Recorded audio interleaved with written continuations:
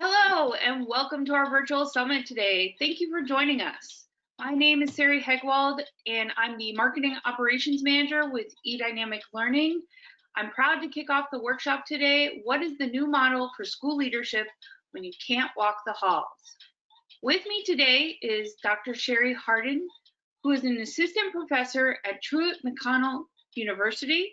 Dr. Hardin has 22 years of experience in education in Georgia as a teacher, assistant principal, curriculum director, assistant school superintendent, and professor.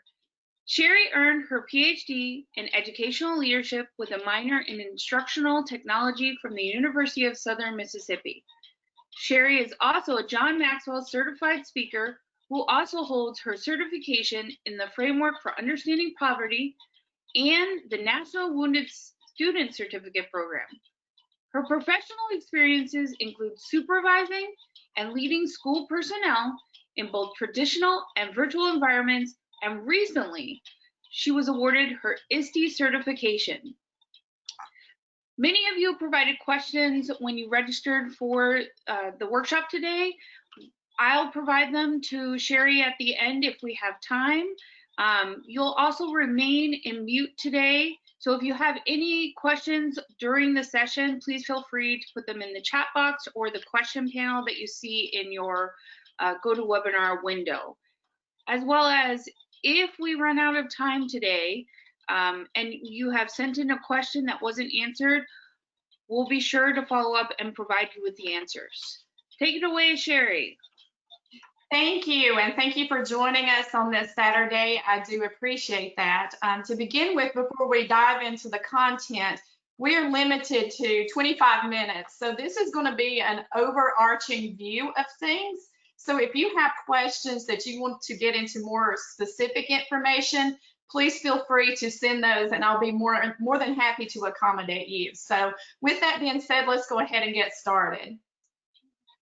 So how does the transition to online learning make traditional educators feel?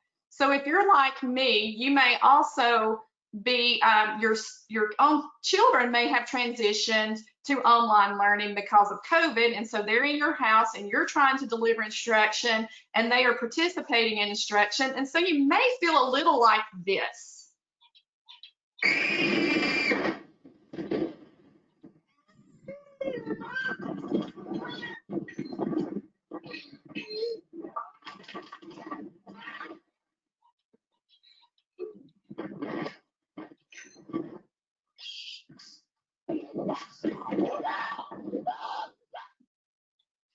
So some educators, they were very well equipped to go from a traditional classroom to an online classroom, whereas others are like these little girls who are on the slingshot and they were not prepared.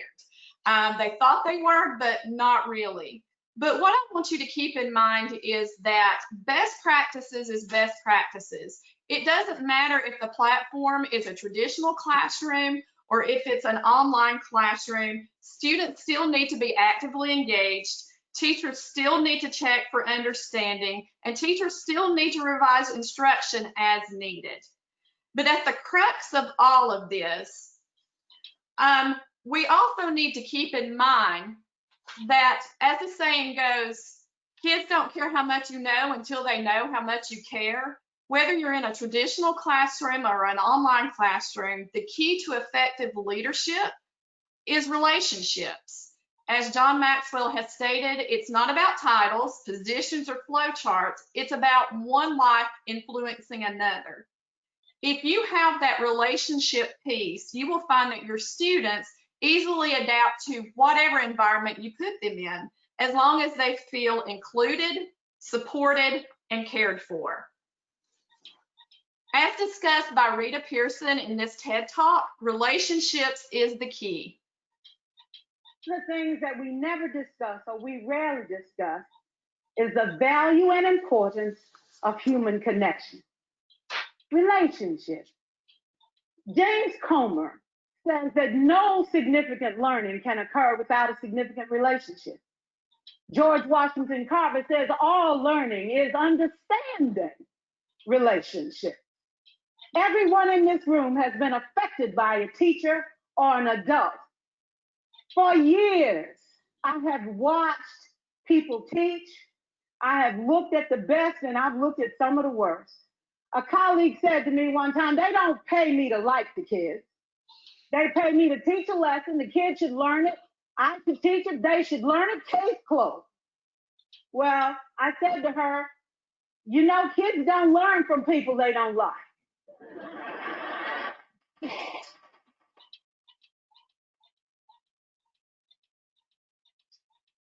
She said, that's just a bunch of hooey. And I said to her, well, your year is going to be long and arduous, dear. So with that being said, how can educators lead in an online environment while also creating relationship building opportunities with students? So I'm going to provide you with 2 examples on how I did that with my ED 290 class. So one of the things is you have to think outside the box. Go beyond text, go beyond phone calls, email, and online meetings. Make it creative.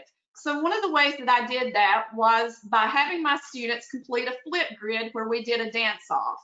The reason why I chose this activity to do with my ED 290 class, which had nothing to do with the content, was because as we started looking forward and we knew that we were going to have to transition from meeting on campus to meeting online, one of my students said, I'm not happy about this because we have a thing going on in this classroom. We have a relationship going on. We are like a family in here, and I'm not sure that that can be transitioned to online because we have facial expressions, we have words that we say back and forth to each other that makes this an inclusive environment. So I took that as a challenge when we went to online.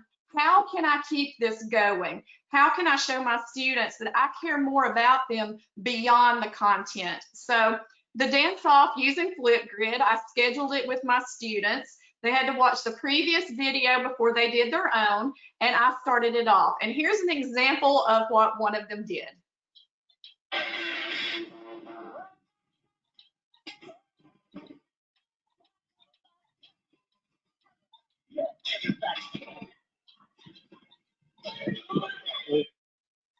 So this was just a fun way of us just getting to know each other. In addition to that, I also gave them an assignment where they had to create their own memes. And this assignment I used to check on them emotionally. So I said, create a meme on how you feel about this COVID situation, going to online learning, or just how you feel about life in general. So they took it as a fun activity. I'm just creating a meme, but as the instructor, I was looking at the activity as a pulse check to make sure that even though my students were not physically with me, that they're doing okay.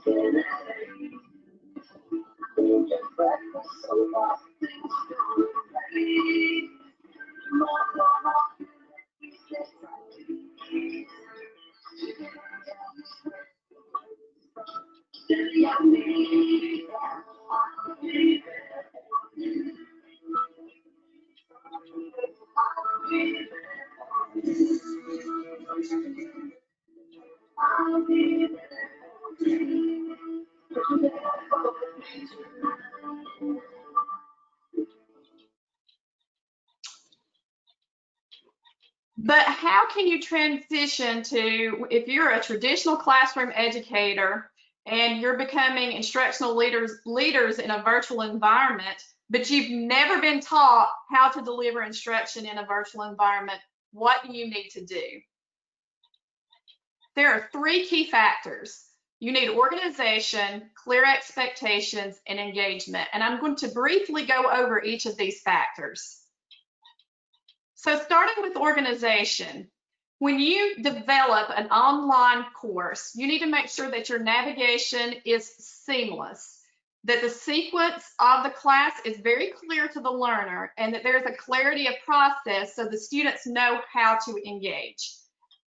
If you go into the development of an online classroom and you have not mapped it out like you would your curriculum map, you are going to start to see issues in the construction of your class. What you want is, if you step back as the educator, could the student go through your course without any support? They know where to click, they know where to go. In addition to that, the student needs to know what the objectives are for each of the lessons. There needs to be criteria for success clearly stated so that the student knows, what do I need to do in order to be successful in this online classroom? And they also need to know how they will be evaluated. Are they evaluated by rubrics, by tests, by an authentic assessment? But probably one of the most important things is the engagement of the students, because the students should be active learners. Just like in the traditional classroom, you want your students actively involved, and best practices state that instruction should be scaffolded. You need to make sure that that transitions to the online environment. So the activities that you put in there need to take students from basic knowledge to the higher level thinking. For example, one assignment that my child was given was to watch a science video, 40 minutes long. She's in an advanced class, come up with 5 questions, and then she was to answer those questions. That's not an effective instructional strategy. So what she did was watch the first 10 minutes, got her 5 questions, and she said, they didn't say I had to watch 40 minutes. I just had to have 5 questions. You need to make sure that you check for understanding throughout the lesson, that it's not just, here's an assignment with a grade, that there are checks throughout so that the student has feedback and is able to work with that feedback in order to master the skill. You also need to make sure that the technology that you're using within the online classroom is facilitating the creation of a dynamic learning environment, that it enhances instruction, not just put in there because. So what you need to do is you need to vet your digital resources. And the way you can do that is by going to Common Sense Education. Now, as I checked this site earlier, when I tried to search for things, it was a little slow. So I'm just going to briefly go over this and just show you, you search up here at the top, type in whatever application you want to search. And then if they have completed a review, you can actually see what Common Sense say, what teachers say, and you can see the privacy rating. One of the ones I have used, applications I've used recently, is this one here, and Common Sense. You can see the ratings of this, but the privacy rating hasn't been given yet. Once these things are there, you can click on these to get more information about how data is used, student privacy, and whether you need parental consent. Another way to ensure that you integrate resources that enhance learning is to make sure that your technology aligns to ISTE standards. Here you see the ISTE standards for students, and there is not enough time in this session for me to go over how to unpack these and what it means, but just to show you one example, you need to click on the plus sign and you need to hover over these links so that it gives you a deeper definition of how the technology should be used or used by the student.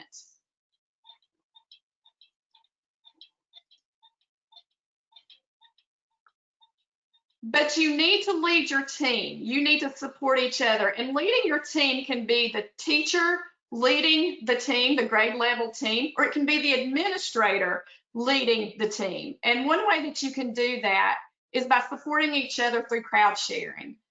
If you go into your Google Drive, you can create a sheet where you can share instructional resources, give access to all of your team members. And so when they come across a technology resource that enhances learning, they can add it to that sheet. One thing that I've had my students do is to list the standard that the technology would enhance. So you have your state curriculum standards. If you list that, then you have this technology activity or enhancement that aligns. So you're doing an alignment as you're moving along, but it's not just one person, it's everybody. So the workload is spread out. And actually you come across some great resources. I've incorporated some from my own students that I was unaware of. But how can administrators lead teachers in an online environment? So we've briefly talked about teachers being leaders in an online environment. So let's segue to administrators. Can it be done? Absolutely.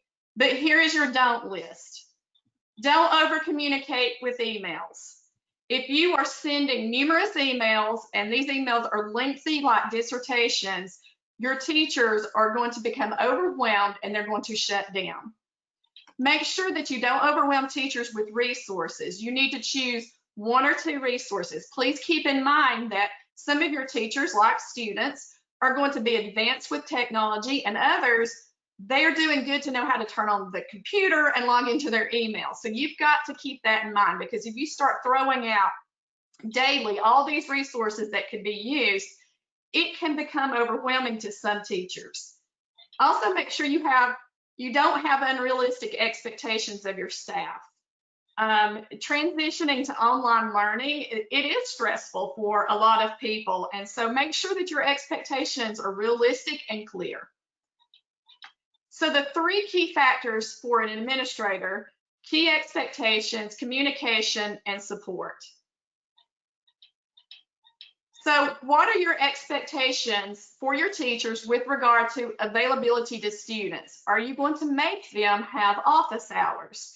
I highly recommend that you think this through and have a plan that works best for you. But students need to know, my teacher is available.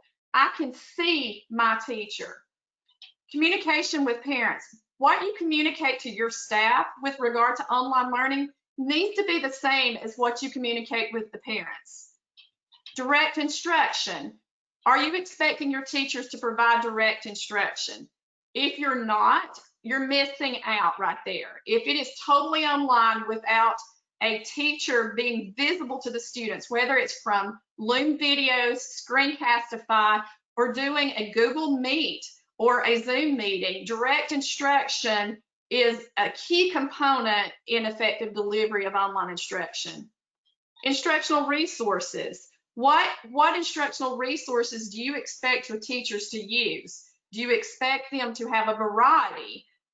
Is it worksheet based? If you're not careful, because some teachers may feel uncomfortable with online learning, that they go to these worksheets and workbook type things, but they're digital. So that does not create a dynamic learning environment. You need to progress monitor to make sure that students are, or the teachers need to progress monitor. How often do they check the progress of the students? And that's your role as the administrator to tell them, this is what I expect. And also clear expectations with the evaluation of teachers. So how will they be evaluated online? Some say you can't take the state evaluation tool and evaluate teachers online. Yes, you can. I have had experience in that, but you have to be clear so that the teacher knows what's expected. Communication, check in with teachers, check on them mentally and emotionally. Your daily announcements, go toward video instead of sending out an email. Have your daily announcements and continue with your online meetings so that you can still create that team environment. So you're keeping the best practices, you're just transitioning it to an online platform.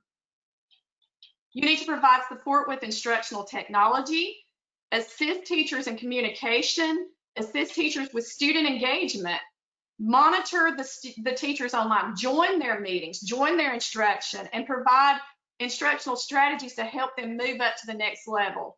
As the administrator, you need to have office hours and you need to collaborate and share. Make sure that they are not islands unto themselves. So how can you monitor online instruction as an administrator? Have your teachers, if they're doing Google Classroom, add you as an administrator or collaborator with rights in the classroom. That way you can see everything. If they are doing direct instruction, have them invite you to those meetings so you can monitor that. And also analyze the gradebook data to make sure that the students are making progress, but also that grades are put in a timely manner. But one thing as you move into this realm of online learning is don't forget the human connection. It is extremely, extremely important. Having an online classroom for younger students without having things such as Zoom meetings, you are decreasing motivation with those students. They need that human connection.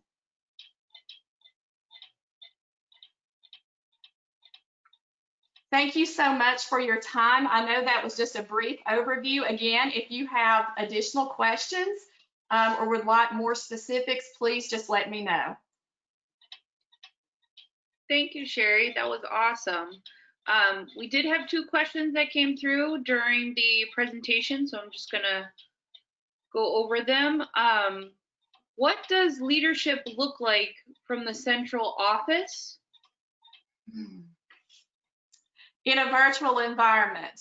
I can speak from a curriculum standpoint on that. In your curriculum, your central office, the person who is responsible for your curriculum at the central office, that person should help create the map, the overarching map of how things should roll out, and then work directly with the administrators in the building to have this seamless plan. Now, obviously with COVID, it was just thrown.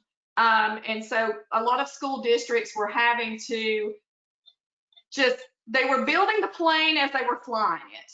So my advice moving forward from the central office, they need to be working closely with administrators of what the expectation is with regard to learning in the building. And then it's almost like a trickle down. And then I know you touched upon it here at the end, especially, but how do you keep your entire staff engaged in professional learning communities, such as the teachers and the clerical staff? So maybe you could expand upon that a little. Okay, so if you are doing a whole school professional development, it is very difficult to ensure that every single person is engaged. Many times with professional development, it is something that maybe the state thought of that we should work on, or possibly central office, without ever asking the teacher, what is your need? What do you need from me? What would you like to learn more about, or you need more PD about? I think the critical part is getting like a pulse on what your staff needs first, and then creating that professional development around that. If they are interested, they're going to be actively involved in it. If they feel like it's just one more thing so that we can say we met, then no, they're not going to be actively involved. But also think in terms of professional development for your office staff is going to be very different than professional development for a 5th grade team. So don't put the two together. Make it just like you differentiate instruction for your students, you have to differentiate your professional development for your staff. It isn't a one-size-fits-all. Some may feel very comfortable with creating a Google Classroom and they can just go with it. Others are from the standpoint, I can log into my Gmail account. How do I access a Google Classroom? They don't know. You wouldn't want those in the same professional development because you're going to lose one or the other. Perfect. Well, that's all the questions that we have today, and we're actually at the 5-minute mark. So we're out of time today, and that concludes our session. Thank you so much for joining us today. If your question was not answered and and you would like a follow-up on that, please email to hello@edynamiclearning.com. Also, just want to let everybody know that you will receive a certificate of your participation today by email within 1 business day. Also, at the end of this session, you'll be prompted for a survey. If you could fill that out, that would be greatly appreciated, as well as if you haven't registered for any additional sessions, you're still able to do so now by simply visiting tinyurl.com/EDL Summit. Thank you so much again. Thank you so much, Sherry, and I hope everybody has an awesome day. Thank you. Bye-bye.